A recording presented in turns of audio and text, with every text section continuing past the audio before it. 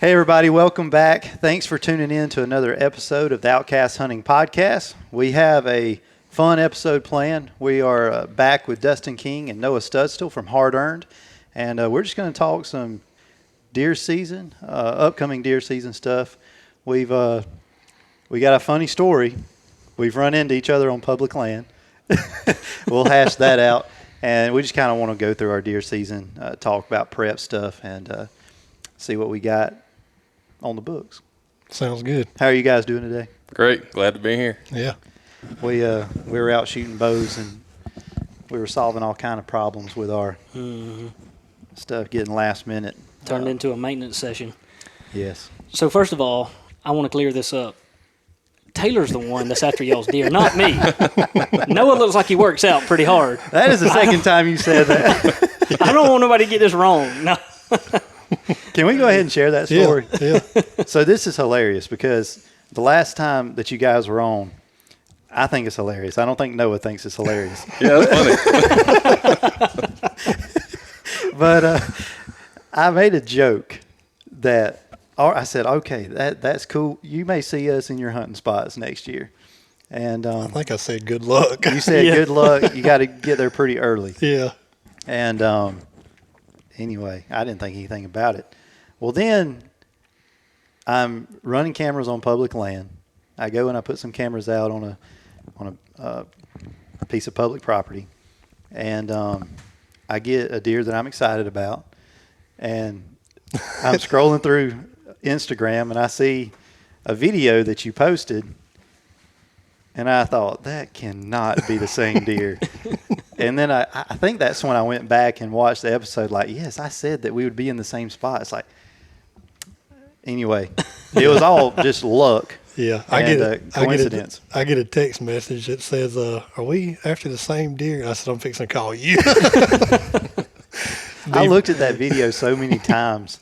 I don't know if the Instagram story you can tell how many times someone viewed your story. Oh, I don't know. I had, if so, I'm at the top of it because I was looking, just analyzing every detail. I thought that is definitely the same deer. Yeah. So then I text you. And I said, I think we're after the same deer, and ironic. Yeah.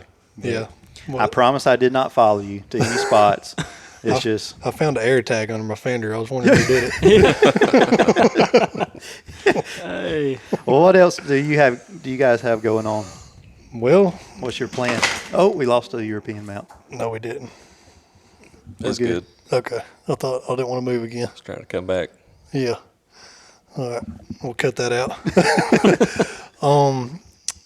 I guess I'll ask the question again so I can concentrate. Yeah. After that. What do Scared you me. guys have planned for this deer season? What are some things that you're looking at right now when season starts?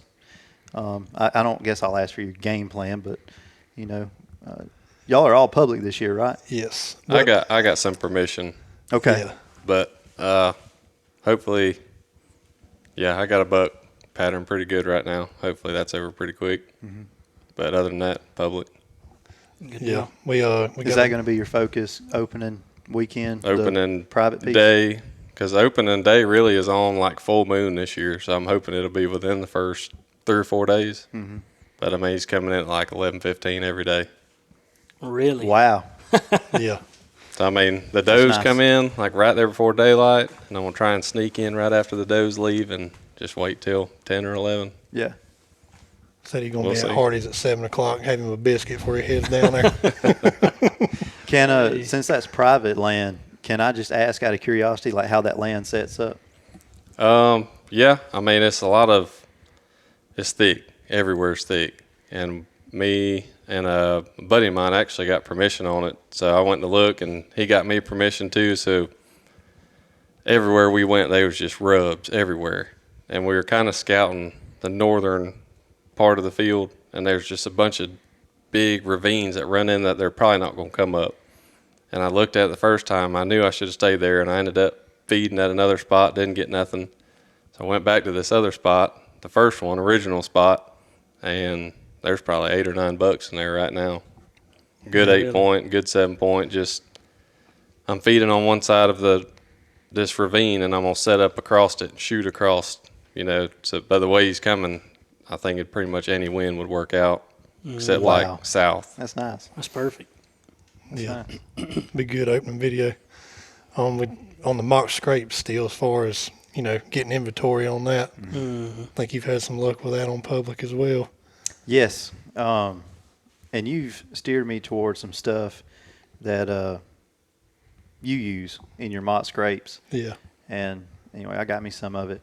And my luck, I've only put it in one scrape and put the camera on it, and the camera has quit communicating. Oh man. So I'm very confident that it's taking pictures. It's just not sending to my phone. Yeah. But anyway, but yes, I had pretty good luck with the mock scrape stuff. Actually, that is what I put out on public. No, wait. In that spot where the original picture that I got of that deer that we both have pictures of, that was set up on a trail. But later went back and set up a mock scrape and getting pictures of other bucks. Nice. In there. Yeah, he'll target that. I'll be on the rig. But I come home, actually leaving a week early, and we're heading to Missouri first week in November, right? Yeah, November 1st. So we'll be heading to North Missouri on the Iowa line. That'll be fun. That'll be I'm good. jealous of that. That'll be good. It's be 13 and a half hour drive, but I hope it's worth it. Yeah. So what's your game plan going into So that? is it public land there too, or outfitter? Yeah, public. public. Have y'all ever been before? Not there. Okay. We got all kind of pins dropped. Yeah. Yeah, I bet. It looks like our Conecuh National Forest pins, like they're everywhere up there. But Right. it's kind of, I think it's unique because it's not as big as ours. Yeah. But there's more places, Right. Yeah. Smaller 2,000 to 3,000 acre WMAs just kind of scattered out, compared Oh, to 80,000 all combined. Yeah. Right. So y'all That'll just be- target or drop pins on places that look good to you that you would like to target, maybe funnels of some sort, or Yeah, and water sources also. It'll be a rut up there while we're there, or we hope anyway. But that's pretty much the goal, travel quarters, maybe where the does is going to be at. a lot of scouting as you go, I guess. Yeah, and it's kind of different up there. If you ever been, like, the woods, there's a lot of farmland right there. Yeah, a lot of So, ag. You can technically know what a funnel is. That was my easier. question. And my question to y'all too is, and we've talked about this on some of our podcasts before, and I can't remember if it was with you guys, but if there's, I'll just lay it out. So if there's big fields out there and there's heads of woods that runs through the big fields, or just say 100 acres of woods in the middle of a bunch of ag, do you guys think that it's easier to hunt out west or up north like that, where there's huge farm land and fields and all that surrounds, like you said, you can tell where they're funneling because that's the only way they have to go? Do y'all think that's easier hunting than what we have here in Alabama, or what? Absolutely. Yeah. I said the I love same the way thing. they answer that with no hesitation, Yeah. especially no yes. Which have Yeah. y'all hunted out of state? Any? I've hunted Arkansas, but Okay. not for deer, for ducks. He says that we're going to go to Arkansas. I'm ready.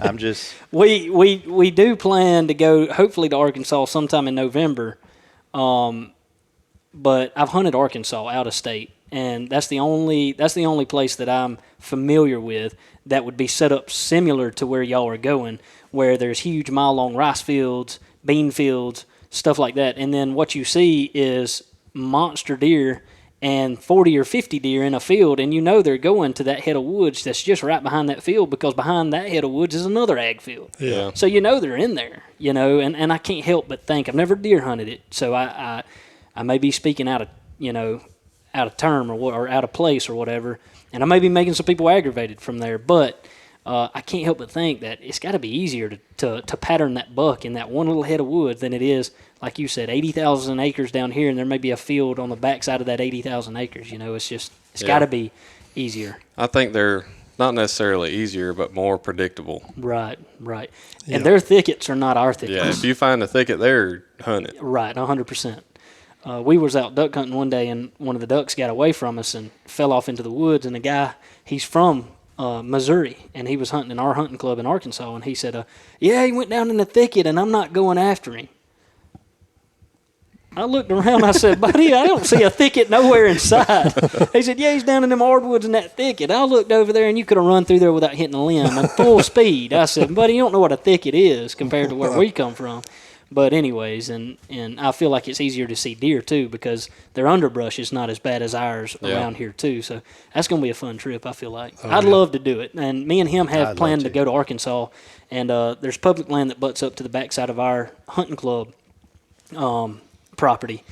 So we have access to the backside of public land that we don't really have to go to the check-in station. We just have to follow the rules. But it's got to be. I think that'll be. I definitely want to go like y'all were going, out of state. I feel pretty confident. Like far as I think if you turn somebody loose from down here out in the Midwest, they stand a good chance. I said that on the last podcast that I did. I made a comment. And I made a reel out of it so that hopefully more people could see it. But I make the comment that if you're a good hunter in Alabama, I believe you would be a good hunter in another state. Yeah. And it was funny to read the comments and messages that I got regarding that. Well, but let's talk on Alabama because we've hunted north. He's been up north. Even just in Alabama, you got the middle of Alabama, and for some reason people in Birmingham want to call that South Alabama. That is not South Alabama. We're in the lower third in the deep South. All right, the further north you go, the deer are different. Even our Lisa and Troy, an hour and 20 from here, they're different. They're, I don't want to say easier, but that's the only term I can think of. They really are. They move a whole lot more. It's way different right here in Covington County and east and west of here. You turn me loose in Birmingham, I'll probably be adding to the wall. Right. Just because they are that much predictable, would you say? Yeah, just a different animal. Yeah. Yeah, I feel the same way. I agree with you. Because I lived in Birmingham for 3 years, and I deer hunted a little bit up there when I had time. I didn't have as much time as I do now, but the guy I was working for, my boss had 200 acres, downtown Hoover, surrounded in neighborhoods. So the deer were on that 200 acres. But too, I will say this, that you'd be surprised, and I've seen it happen time and time again, where you'd be surprised that, well, before I started watching some of these shows where people are suburban hunting, I thought back when I was there, that's been 5 years ago, I thought that them deer on that 200 acres, that's going to be like, you know, it's going to be like taking candy from a kid. Yeah. And so I go down in there, and it was pretty tough to hunt them. But I did see a lot of deer. I did see more bucks. But they will travel through them dang suburban areas and through them neighborhoods in the people's backyards in the dead of night. Yeah. And they'll go a long ways through them backyards, and they'll end up. Matter of fact, one of the examples is I had a shooter buck, and he was a good one. On that 200 acres. Well, I got him and patterned him, and I had him like clockwork coming in, and he disappeared. Well, my buddy had permission on his uncle's place that was down the road, not too far from there, and he started getting pictures of that same deer. Now, that deer had to go through 3 neighborhoods to get to that head of woods, and I thought, there's no way. He's a twin, there's no way the same, but it was the exact same deer. Like you were saying a while ago, had the same cut in his ear. I mean, it was the same deer. And anyway, so he had to go through 3 neighborhoods. So they'll travel at night a lot farther than you think they will. Oh, yeah. But like you said, I do agree with they're just a different animal. It's a whole lot. I hate to say, like you said, easier or more simple. Because you don't want to discredit anybody. No. That's and by that's no not means what we're trying to do. But that's the only way to really say it. That's right. And the same token, let somebody come down here and try to hunt down here and kill mature deer consistently. Right. Consistently. Yep. And another thing is that the woods are so wide open, like we was talking about a while ago, like y'all going up north. The woods are so wide open, so a lot of people around here, I feel like, I have guys that tell me I sit till lunch or I'll sit all day. And I have done that a few times, but I don't do it much around here. But up in Birmingham, I would sit all day because on a Saturday, first of all, I didn't really know anybody, so I didn't have nothing better to do. But I would sit all day up there, and I would see deer all day. Yeah. I mean, they may be 150 yards from me, and I have no chance or no shot. And what I should have done is probably got down, pulled my stand, and went over there. But at that time, I was using a climber. It was just too much. But I did see deer all day. Which around here it's just so thick, man. You can't see. Sometimes you can't see where the mature bucks are. You can't see 150 yards in the woods. You just see in a 30 to 40 yard, or either lanes you cut to Yeah. try to be able, and that's all you see. So what's skirting you at 150 yards or 200 yards, you can't see. But if I'm seeing deer, I can sit there all day long and see deer. Yeah. So maybe y'all do good up there. It'll be fun. I know that for a fact. Oh yeah. But yeah, me and Taylor, we're gonna try it maybe. And see what we can I'm do. ready to. Yeah. As a matter of fact, I toyed with the idea of buying a Georgia license to do the early season stuff that they have there. Mm-hmm. And when I saw the cost, I said, no, never mind. I'm going to save it for Arkansas. Yeah. So Yeah. If I'm not- I'm to the point with it where if Jansen does back out, I'm probably going to go anyway and just sleep in the truck. I'm serious. I'm not joking when I say that. You don't have to do that. Okay. We got a club up there. We'll let you in the door. We'll tell you what the code is. But no, man. I'll tell you when we're going. But yeah, that'll be a fun trip. I think so. We may have to do another podcast with y'all when y'all come back. Yeah, that'd be We'll cool. see how it goes first. Yeah. How, Hopefully y'all have 2 studs to come back and talk about, but Hope so. or at least one. Yeah. how often do y'all go out of state and hunt? Is it every year? I like to go once a Yeah, year. I'd like to go. We hadn't been, what is it, 2 years? I went Or to we skipped a year. I I went to- skipped a year. You skipped. I went to Kentucky. We went to Illinois, and then I went to Kentucky the next year, and now Missouri this year. Do you do it for whitetail every time, or do you mix up the species? I You went have to- a mule deer back here is why I'm asking. Well, that was a gift. A guy. you didn't kill that? No. A guy I from set you up perfect. so a guy came down here and killed his first Alabama turkey with me, which was his 89th, and he gifted that to me when I went to Maryland to guide turkey hunting because that's where he was stationed at. Now That's did pretty he, cool. Did he? Yeah. Pretty that cool was gift. a find for Yeah, him, not yeah, a kill. Yeah. Yeah, I saw his kind of chew marks on or something broke off there, so I figured he didn't kill it. But that's a stud. That thing wouldn't be. It'd have been on. It'd have been right there, shoulder mounted. If Yeah, he'd have for killed sure. that, if he would have killed that, and I'd have saw it skull mounted. I don't know. That would have been the biggest flex ever. Yeah, that's right. I forget This what guy's state. the real deal. He's harvested some stuff. I forget what state he found that in, but he was in the military and he was stationed all over. And he actually used to film a little bit for the Outdoor Channel too. Really. So, Noah, do you use mock scrapes on private property at all? I haven't on the private that I've been hunting or that I'm going to hunt. But I think I put out 3 on public so far this year, and I've had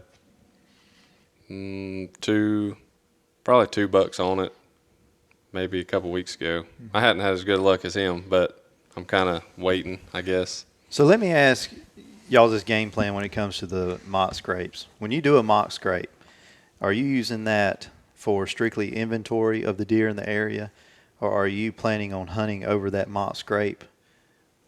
That depends on the deer. If he's hitting it pretty regular, you dang right I'll hunt over it. But I try to branch off from it because a lot of times mock scrapes is on a fire lane, and I don't want to be so close to private, you know. Mm-hmm. Okay, and here's another question that I've been thinking about. How far apart are you willing to put these mock scrapes? How many is too many? I don't think you can have too many. I've got 5 right now in about a 200-yard area. What does the activity on all those look like? Very nice. Very nice. Very nice. Very nice. Okay. Gotcha. Yeah. It's actually the same cameras we talked about last year on the same spot with the same deer that got by. But they're all on that topo line that we talked about, coming around that ridge, the little lower half of it. It's like a oak knob that kind of falls off to a swamp, and they're traveling that lower side, and that scent's just dumping off down there to them. That's pretty Nice. witty. Yeah, for sure. Sorry, my mind's dabbling now. He's getting buck fever. I am. He's thinking about his spots, see what he Yeah. can do. Yes. Well, one thing that I was thinking about is it seems like several of the spots that this is public and private, which there's only a couple of private pieces that have deer that I'm, I don't want to say like interested in pursuing, but like I would target, I Yeah. guess. And all of these spots are kind of on like the sides of slopes, and I'm very concerned about hunting them in the evening time and the thermals dropping down into it. But also, I don't really feel like I understand the thermals so much that I can predict where they're going to go. Does that make any kind of sense? Oh yeah, yeah, Do y'all run into any We kind talk of issues? about it all the time. yeah. It's hard to predict, I think, because but wouldn't you agree that like the woods, the thicker it is, the tougher it is? Kinda, but I think a lot of it has to do with sun exposure and shade. Yeah. But like on that Caltopo app, it has a sun shading mark, and you can scroll through the day and see which parts of the terrain start getting shaded first compared to what doesn't, I guess. So you could take that as your thermal. That's going to be where it starts falling first. You know what I mean? No, I did not know Caltopo had this layer. Yeah. I It's am got not. a shading filter on it. So do you think that's got something to do with the temperature drop? Oh yeah. Yeah. I mean, that's pretty much Yeah. I mean, I think that's pretty much what thermals right. is, I mean, so- that's the colder it is, the hotter it is, and Yeah. then it's got something to do with when the sun hits it and when it's shaded and all that stuff. So, well, I've always heard that usually if you're hunting somewhere close to a draw or a valley or a bottom, that it falls off into that. Is that true or is that not? Yeah, I think in the morning time, if you set up somewhere close to that, you know, you could just feel it pulling towards the bottom. Right. Compared to when the sun comes up, you don't really feel it anymore. Right. The other day, I was up against private farm field on public, and the woods come up to this ridge like this, and I lit a smoke bomb. The wind is not blowing. Can't tell nothing. Smoke starts drifting, gets about 10 feet high, and heads out there to the open field. And this was about 10 or 11 that morning. So to me, in the afternoon, I feel like with that sun still out there, your scent would be sucking toward that open field instead of just dropping off in the woods. Mm-hmm. So I feel like that'd be a good afternoon spot. And so you said you blew smoke to do that. Mm-hmm. So I got a question for y'all. So my cousin called me the other day, and he said he's got an 11 point. He lives in Ozark. Hunts on a river over there, and he called me. He said, "Let me pick your brain real quick." I said, "All right." So he said, "Let me see what y'all would do in this situation." He said, "So I got a deer. I got several, but I got the shooter that's coming out about 2 o'clock in the afternoon every afternoon." And he said, "I've got one tree I can climb." And the problem with that is, and the reason I have one tree I can climb is because it's fresh cut, clear cut.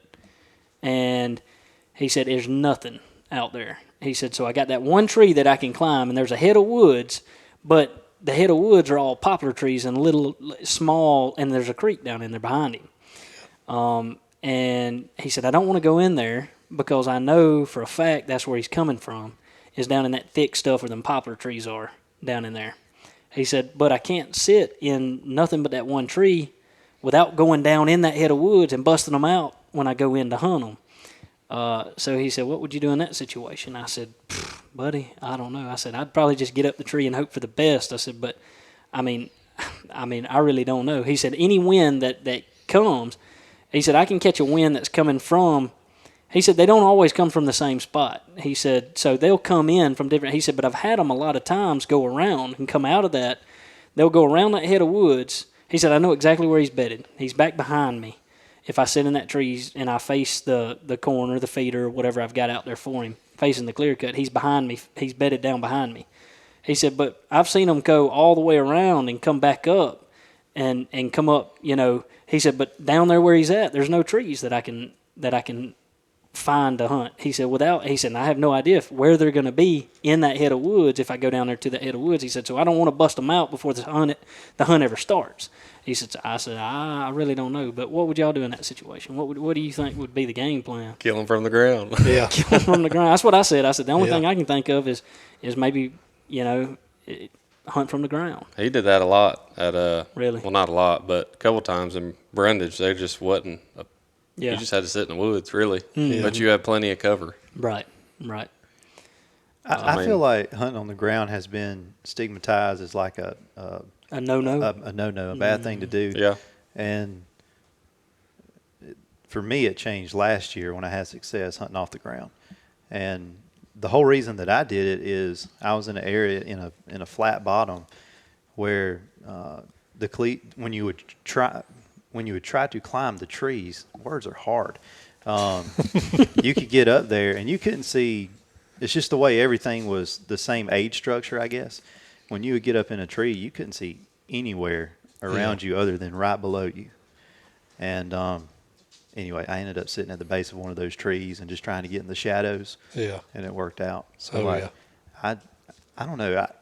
If it works out, I think I would go ahead and say that I would rather hunt off the ground just because of the convenience. You don't have to make noise climbing a tree. Yeah. Anyway, if you do it right.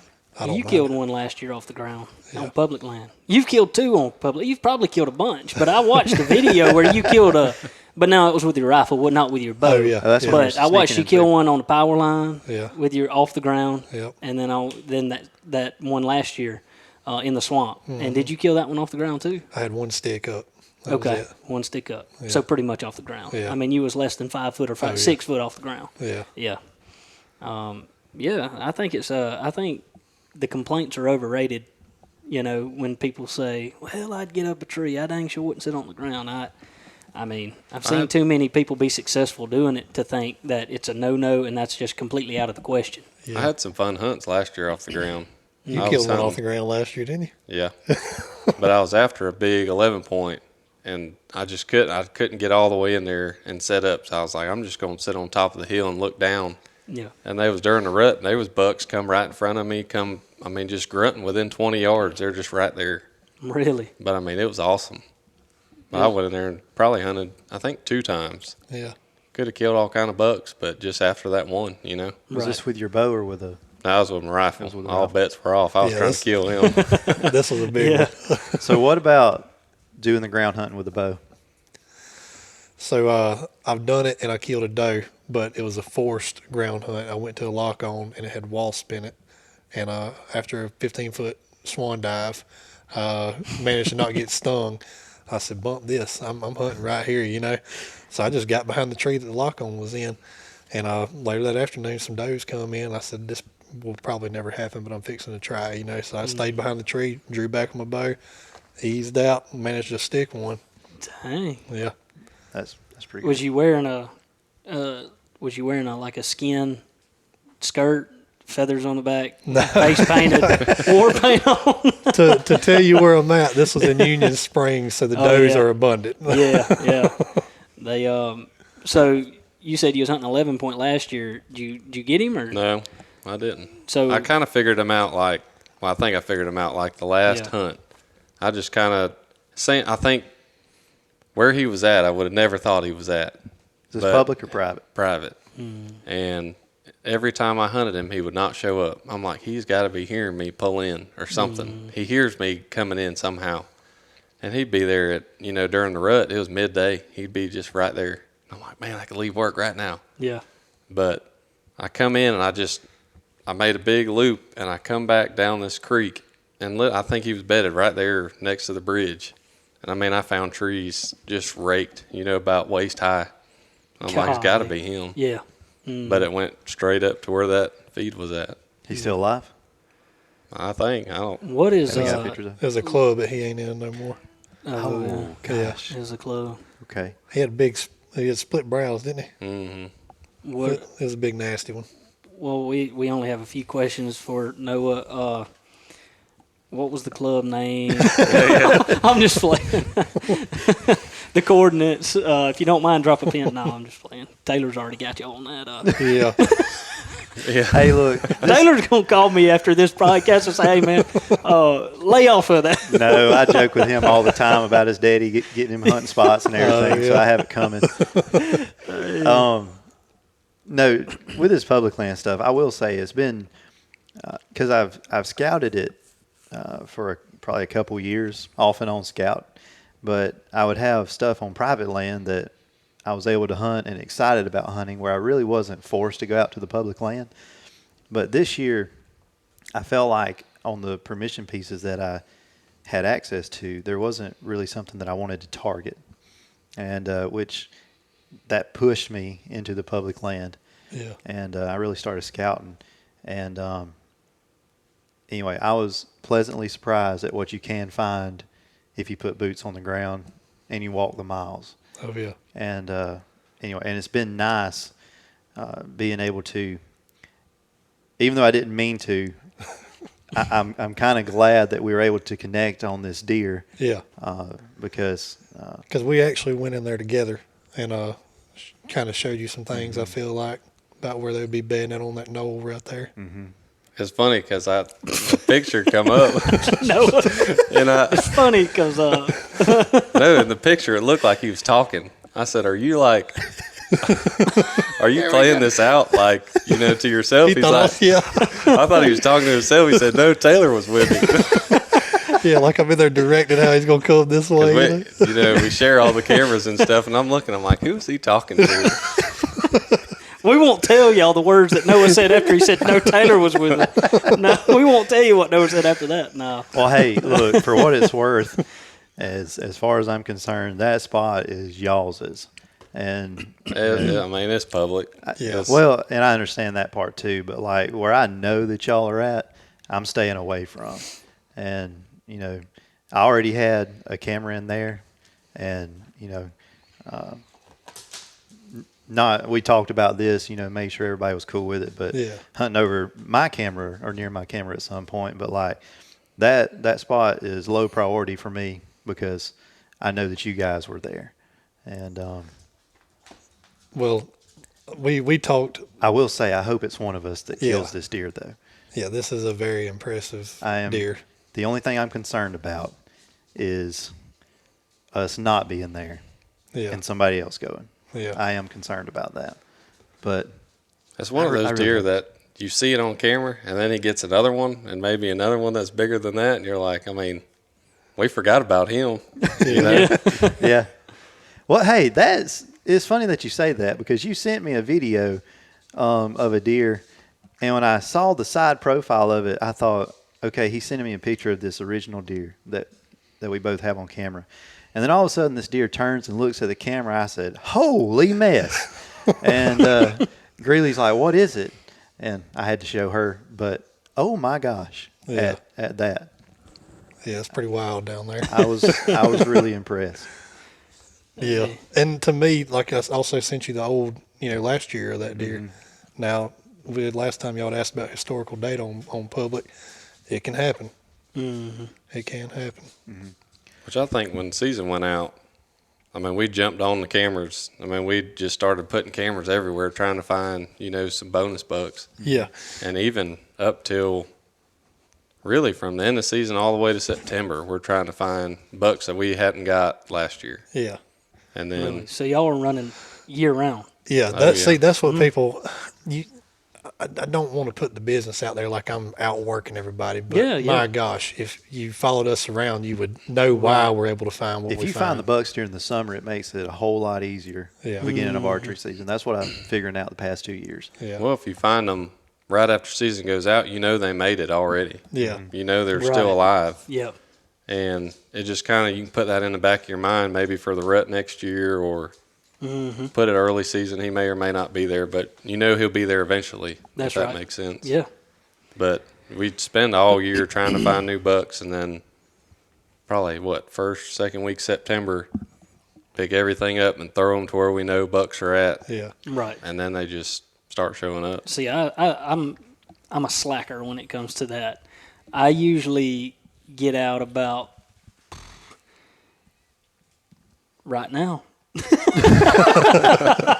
And I just set my first camera the other day, but now we have 3 8-points on that camera that we just set, but now this is private land too, so we know around about. Yeah. It's a totally different ball game when you're hunting public property. I feel like if I do get into the hunting public, then I'm going to have to do some of that stuff to really, I guess, bear down on them and really find where they want to be and what they do, and and be familiar with that area. Right. Because see, private land, I've hunted it for a few years. You hunt something for a few years, you've walked every bit of it. Yeah. I know where they want to be, so I just throw a camera up. But I do slack on putting cameras up during the summertime and the hot. Well, I mean, the more you hunt public, it's kind of the same thing. You Yeah. get Yeah. to know the same areas. You know what gets Right. hunted, what doesn't.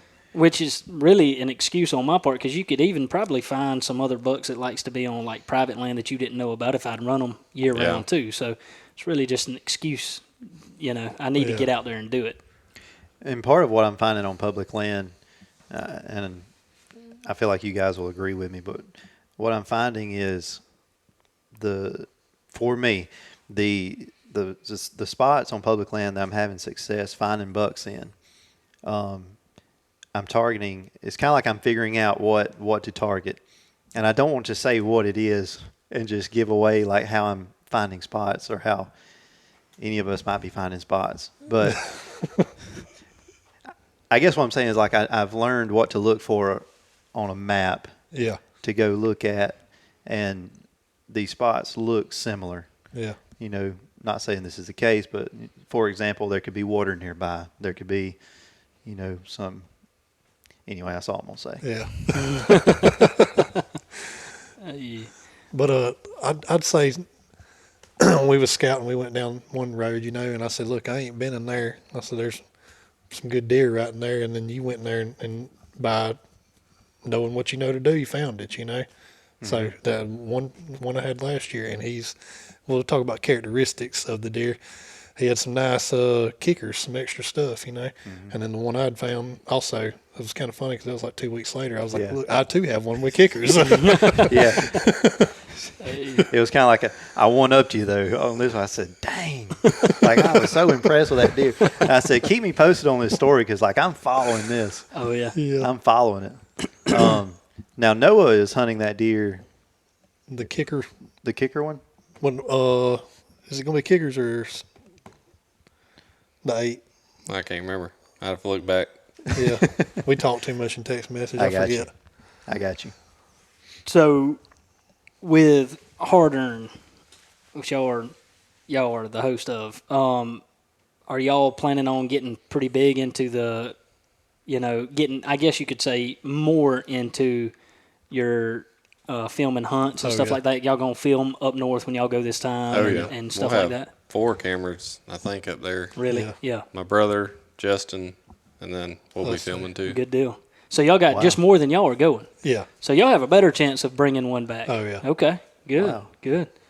They y'all have to keep us posted. Send some pictures if y'all kill yeah. one. Yeah. I'm Which I know excited. we can see them on social media, but yeah, that's gonna be good. So, so let me ask you this: since y'all been out, this is one of my questions, and this is one of the things that holds me back from going out of state hunting, and it shouldn't, because this is another excuse as to why not to go. But the biggest thing is, what holds me from going is, if I only got 4 or 5 days of hunting, I'm afraid that if I get there, I don't have enough time to do my scouting, to do my stuff that I need to do. If I want to set trail cameras, get a picture. See, that's the biggest thing is why I don't want to do it. I do want to do it, but why I hold back from doing it is because if I go out there and let's say I have 4 days to hunt, and there's several people that do it for 4 days and they're Yeah. successful, but I guess I'm saying I'm a little nervous on getting out there, finding a spot to hunt, doing my scouting, all that stuff, and then it not working out. And you've done a lot of stuff, but at the same time, just like duck hunting, we had to do the same thing to duck hunt. We didn't know when we went to Arkansas, we didn't know where the ducks was. We had to go scout. So we use that as a learning experience, and then as we go back, it's like, man, it's getting easier and easier. Yeah. But it's like I guess what I'm trying to say is I don't want to waste my time going up there scouting, which, like I said, that's just an excuse not to go. Going up there and scouting, and you wasted all your time scouting and not really hunting. So how do y'all go about that? Do y'all go up there and scout a lot, do very little hunting, or do y'all go up there and hunt and hope for the best? Oh, I'm hunting. Yeah. I try not to hope, because if you're hoping, you ain't hunting. That's right. Yeah. So like when we was in Illinois, we'd scout in the middle of the day, and I still won't ever forget this. I found that food plot off the side of the road, and me and him walked in there. We was eating a sandwich Walked in there. I'm talking about the freshest rub and scrape you've ever seen. I said, I will be right here today. So we go, we get our stuff, we come back. Cornfield was big enough for both of us. It was a beautiful bow spot, 100 yards off this main road. So he was like, I'm going to this end, you go to this, you right here, you know. Doe's coming in. I'm hot and I'm ready. I'm ready to, you know. Yeah. I smoke the doe. She takes off. Seen something move back there in the woods that looked like an oak tree had moved. And I got to looking. I said, good Lord, at that buck that was behind her. And I didn't know. Because, did I tell this last time? I forget if I did. Okay. I'm talking about a 150 that would have been a fine bow buck, right? Yeah.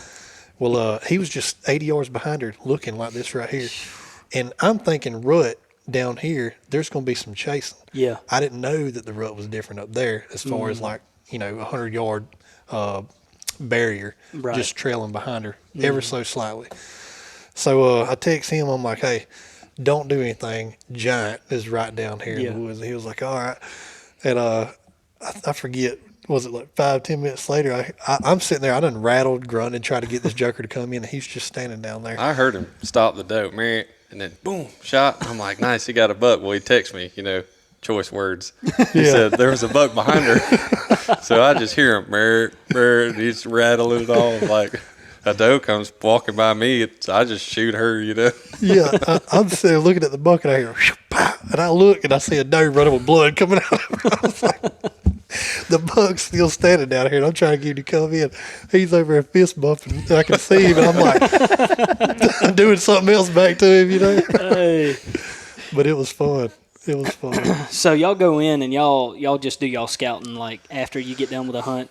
During just whenever you can scout, you go scout. Yeah. See, I booked our house that we're going to last November. Mm-hmm. So we've got a year to look at maps. I've got all kind of pins dropped. I sent him a black pin. I said, this is where I'm going to kill the buck. Yeah. Mm-hmm. I mean, it's so easy now to scout on maps. And with Google Earth, you can literally have a street view and know what it looks like if you're standing there. So, I mean, you got a year to scout and look at maps. You can do a lot of damage without actually being there. Yeah. That's right. Yeah. I'm impressed with your map scouting because I can tell the couple of times that we've talked that you spent a lot of time on the maps. Yeah. Lots of time. And anyway, it makes a difference. But the first year we went to Illinois, I had a whole year to prepare, and I dropped all kind of pins, seen at least one shooter buck every day. Really? Within 60 yards. Two was fighting one time. That was second year. Oh, yeah. There was 4 bucks fighting. Yeah. Now, I have a guy that works with me, and he does go out of state. He's actually in a hunting club in Illinois and been in it for a while. But he said that the deer, like y'all said and what we talked about earlier, they're just different up there. But I don't know if y'all's is like this, but he said that actually he didn't say, he's got a video of a fine 140 class deer that he let walk because he shot several 150, 160 class deer because he's been up there for years, been hunting up there. But he had a 140, 135 inch deer at the bottom of his stand, and he's taking a picture like this in his stand. Now, he said, I was not acting a fool, you know. I was being quiet, you know, to try to get the picture. Yeah. He said, but I'm doing like this, and he said he's literally at 35 yards, maybe, if that. And you can clearly see the deer with the rack looking down and him doing like this in the picture. And he said, it's just a different ball game, man. Yeah. He's like, if you did that in South Alabama, that deer would have been 2 miles away, and or in the next county, because they'd have heard you, you know, Velcro or something would have made a noise, and it's over with. You can forget about it. He said, it's just a different ball game. He said, so, and I told him kind of the same story I told y'all. I was like, I don't want to go up there, waste my time scouting and all, which I said, like, you know, if you're going to do it, go do it and try it. Yeah. But he said, look, you need to go try it. He said, I feel like you'll be surprised at what you can find. Yeah. Rather than sitting here and you know, expecting something not to happen. He said, because every time I go up there, I see a shooter buck. He said, and sometimes I go up there, don't even scout a whole lot, and I just put something up, and I'll see 20 deer in one day. Yeah. Going by on a trail. He said, it's a different ball game. He said, you need to go try it. My personality too, like I'm just adventurous. I've been out of state several times and not killed a turkey. Yeah, I've shot and missed. I just ain't brought one home. But just being in different places, and, Yeah. and even down here, 50,000 acres on that public land. Go pick you a spot, go off in the deepest part, and it just feels good. Right. It's good for the soul. That's right. Yep. And I'm 100% behind you on that. I don't want nobody to get the wrong idea that I don't enjoy scouting. I do, because I'm a lot like you. You know, I enjoy scouting, walking through the woods, for seeing new things. My most favorite thing to do is to get permission on a piece of property and be able to go. I cannot wait to get out there on that piece of property and scout it just to see what's out there. Yeah. So I don't want nobody to get the wrong idea. But yeah, and it's more about that's what hunting really is more about the adventure and the scouting and the work behind actually killing the deer rather than just going out there and killing the deer out your front door. Yeah. But yeah, that's what held me back is how do I go about going out of state, scouting, doing all that stuff, and being somewhat successful, seeing deer, killing deer, whatever it may be. That's what's held me back with, oh man, yeah, let's pick these dates and let's just go and see what we can do. Because if I take Taylor up there, my thoughts is if I take Taylor to Arkansas, and I've done talked it up, you know, which I know there's big deer in Arkansas. It's a looked over place in my opinion, but if I take Taylor up there and we don't even see a cotton picking deer, but I'm like, well, I done talked this place up, you know. And we only have 3 or 4 days to hunt. Yeah. It's like, well, did we waste our time? But it's really not a waste of time if you look at it as it's an experience and you're learning. But yeah, I just wanted to know how y'all went about it since y'all go often. I think you take a place like Alabama, you know, I think the deer population got started by lots of different deer coming from, you know, all over, really. And you take an animal that's only been in Missouri, they rut the same time every year. You know, you could go within the same 2 weeks and have a great hunt. You don't know if they're going to rut January 1st or March 1st here. I mean, it's just so widespread. If you hadn't experienced a rut in the Midwest, you need to, because it is crazy. Really? I would love to. I would love to too. Now, I have experienced a little bit, but not deer hunting. But in Arkansas, we'd be duck hunting. We'd be in the blind. And 200 yards north, south, east, or west of us, you'll see a doe running across. And it would just be, and when I say Arkansas, we're on the Missouri line. Like I've shot a duck one time and it landed on the Missouri line, so I could only send my dog over there or put my gun down to go across the Missouri line. So we're right on the Missouri line. And a buck come out. Matter of fact, my dad videoed it. But a doe ran across in a monster. I mean, 200 yards away, and we could see that he's a stud because you could see horns going across that flooded field. Yeah. And so that would be fun to be actually deer hunting and see, especially down in the hardwoods. There's nothing like seeing a deer rutting in the hardwoods and that doe coming down, him coming trailing behind her. But you don't see that much in Alabama. No. And you see it a lot. You know, I guess you could see it a lot more often out west or up north or whatever. So I would love to be actually deer hunting one day and see that instead of with a shotgun and can't do nothing about it. The first, well, no, this was the second year. Me and a buddy went down in this huge hardwood bottom, and we were probably 300 yards apart, and the bucks were fighting between us, and we couldn't see them. It sounded like trees were falling. Yeah. And then one doe runs, and then 2 bucks run this way, another one runs that way, and I'm trying to film, you know, and one stopped at like 60 yards, and I'm, you know, at that point I'm shaking to death. Right.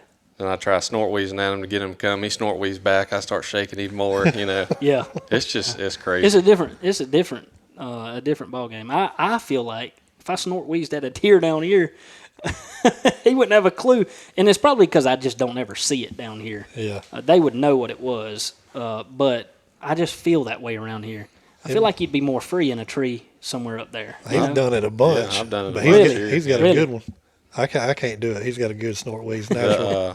The one where I killed the first buck, it was actually like 2 weeks after that. Yeah.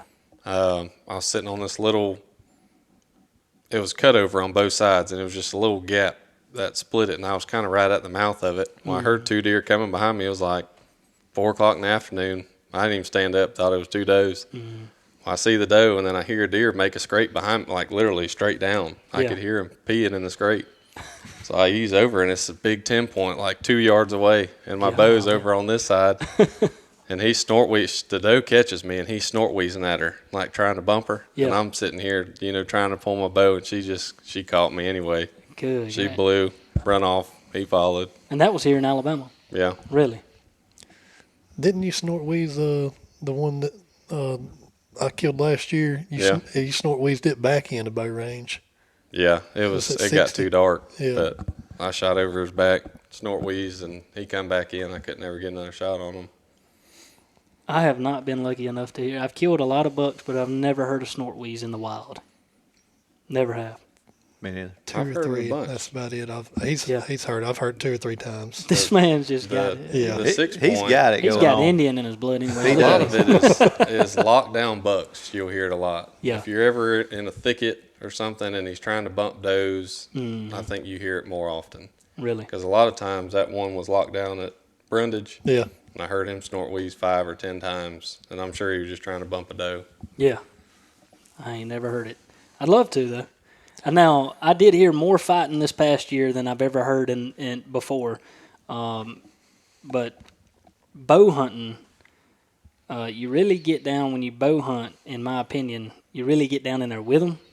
So you really get to see their natural, the way they naturally do things, rather than sitting in a shooting house watching them come out into a field.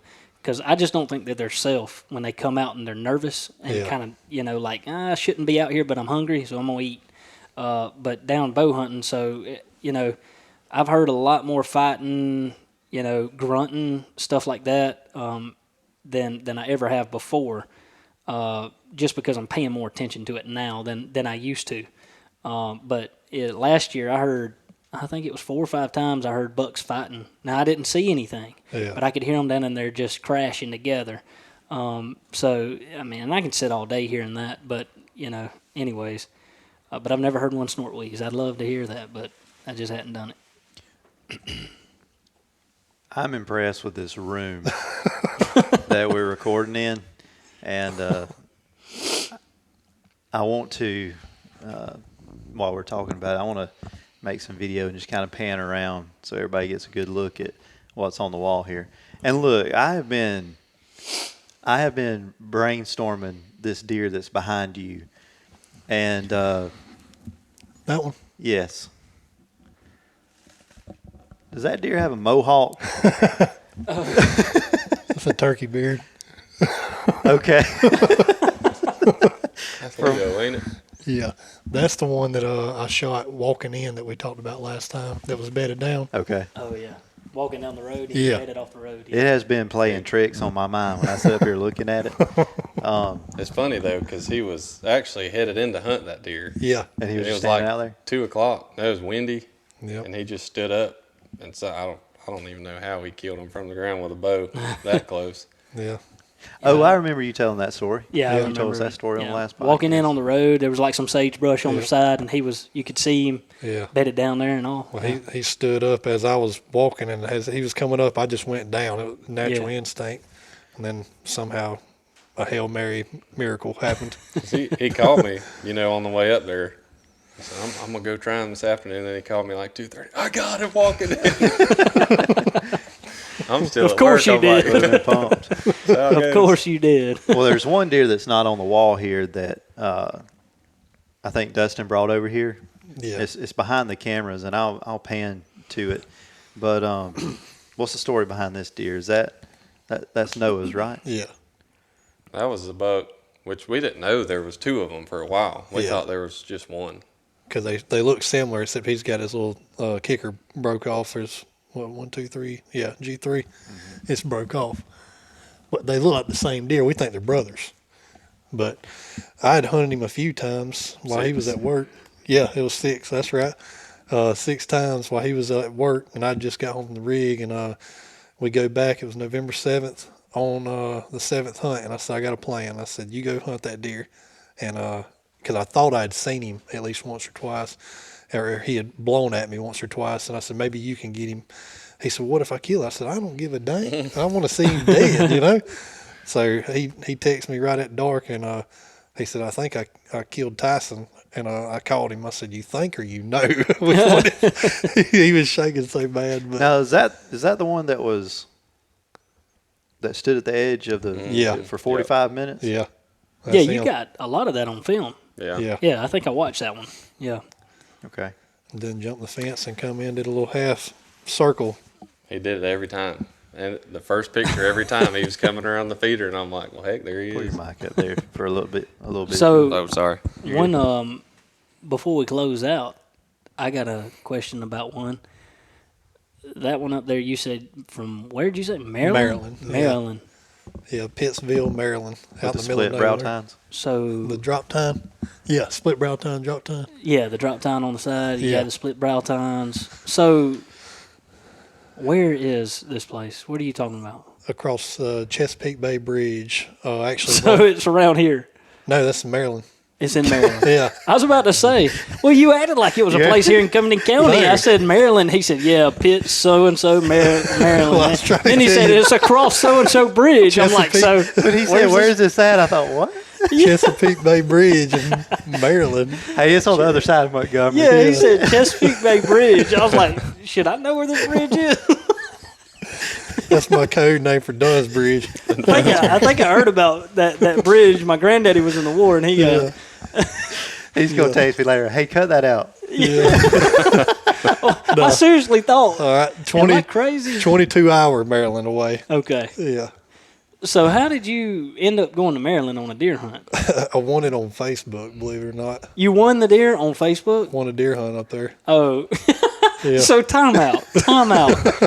For the listeners too, I'm completely confused. You got me through off when you said Pitts, whatever it Pittsville, is. Maryland. Yeah, whatever that bridge was. Because Yeah. I'm sitting here thinking, okay, I thought you said Maryland, but maybe there's a community around here that's called Maryland that I don't know about, and maybe there's a bridge I should know where it's at. Anyway, so you killed the deer in Maryland, Yeah. and you won the hunt On Facebook. on Facebook. Yep. Okay, all right.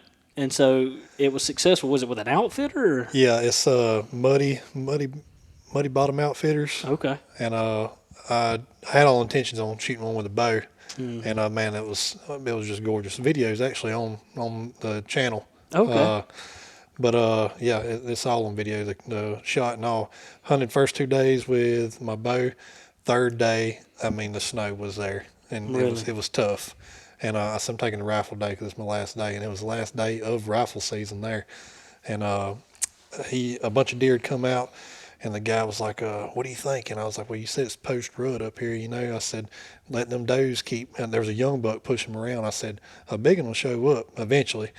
Well, just like a big deer does, you'll watch on the video. If you watch, he comes out, and it's just like neck out, and that's all I can see. And he's like scoping the scene, you know. That guy said, shoot him right in the neck. I said, no, play, I'm going to need that. I'm about to mount him. I said, just give him a second. Yeah. So he took a few more steps and boom, dropped him. Nice, Yeah. nice. Well, I think we're to a point where we can wrap up. Before we do, is there any other topic that we should hit on before we end? What you think? I'm excited to see how your public goes this year. I'm really excited about the public, and honestly, I guess I can say this. I've already taken off work to go on the first day Yeah. because I'm just ready to get in the woods. Isn't his wife the one that signs off you taking off work? Yeah. Yeah. So she actually said, Taylor's taking off. He told me he needed to take off October 15th. And I told him, I said, that's opening day of bow season. And Wonder where you he's said- going. You said, how did you know? She said, I'm married to Dustin King. Yeah, of course I know what day that is. I played dumb to begin with. I was just like, what? That is the opening day? But yes, I'm excited about it. And honestly, I'm torn on whether to go to public land or private land because I'm kind of like you. There's a piece of private that I feel like I could have kind of quick luck at, Yeah. I think. And anyway, I'm kind of tempted to go there, but I'm so excited about hunting public. And anyway, stay tuned because we'll probably talk about that throughout the season Yeah. in the course of it. And I'll probably be sending you some more coordinates and stuff that I pick out on the map and See if we've been there or see if not. you've been there or see if you are there. Yeah. Yeah. But good luck on the Missouri trip. When is that again? November 1st through the 9th. Yeah. November 1st through the 9th. I hope you guys strike, and I hope you get all of them. Absolutely. And let's do a podcast after y'all are done with that and get an update on it. Let's do Yeah. it. And all right, anything you want to touch on before we I close? think that's it. Well, thank you guys for watching another episode of the Outcast Hunting Podcast, and we'll catch you next time. See y'all.